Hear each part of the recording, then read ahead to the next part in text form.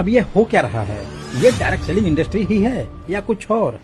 Direct selling का direct selling companies direct selling, direct selling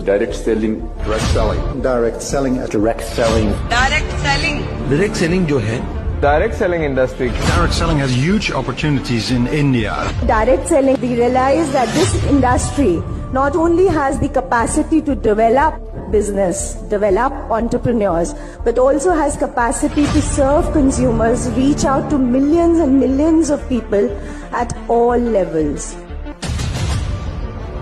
direct selling अब यह सिर्फ एक नाम नहीं रह गया है, बल्कि अब यह एक ऐसा प्लेटफॉर्म बन चुका है जो हजारों लाखों लोगों को रोजगार दे रहा है और खुद इंडियन गवर्नमेंट इसका सपोर्ट कर रही है। बस शर्त यह है, कंपनी सही होनी चाहिए। इस इंडस्ट्री में कुछ तो बड़ा होने वाला है। बाकी पूरा वीडियो देखने के लिए नीचे क्लिक करें।